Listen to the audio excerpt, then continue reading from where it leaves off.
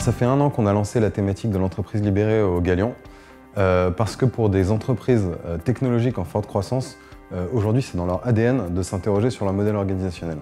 Tout le monde va être concentré sur cette croissance. C'est ça qui va finalement créer ce lien très fort et je dirais émotionnel entre l'employé et la start-up. C'est d'être associé à quelque chose qui est une aventure. Pour moi, l'entreprise libérée, c'est une entreprise dans laquelle la hiérarchie a un petit peu moins d'importance et dans laquelle, grâce au numérique, on arrive à mettre en place un certain nombre de process qui font en sorte que chaque employé va être plus autonome, plus heureux et donc plus productif dans son entreprise. Ça a été un déclic pour qu'on se dise « Ok, qu'est-ce qu'on n'aime pas du tout dans ce qu'on voit ailleurs ?»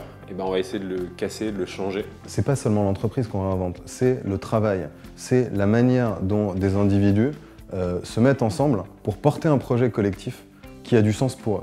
Et je pense que la combinaison d'outils technologiques, de transparence, avec des moments en groupe où on va débattre sur comment tous ensemble on pourrait opérer de manière plus efficace, ça permet à chacun des membres de l'équipe de se dire bon, je suis responsable de l'amélioration de la performance de la boîte dans son ensemble.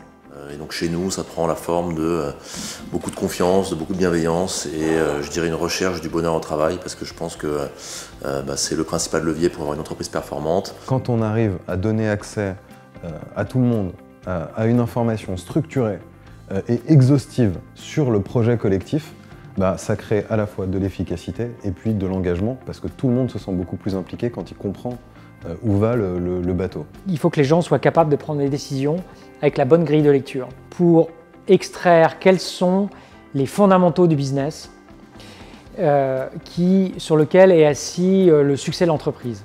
Il faut complètement décentraliser les décisions, que chacun effectivement se sente responsable. Chacun des membres de l'équipe a pour mission d'améliorer la boîte et ça fait partie de l'écosystème. C'est dans les startups que va naître le modèle organisationnel de demain pour l'entreprise.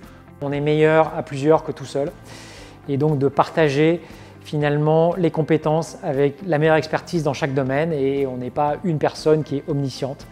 Et enfin d'associer les employés intégralement à l'histoire et en particulier capitalistiquement.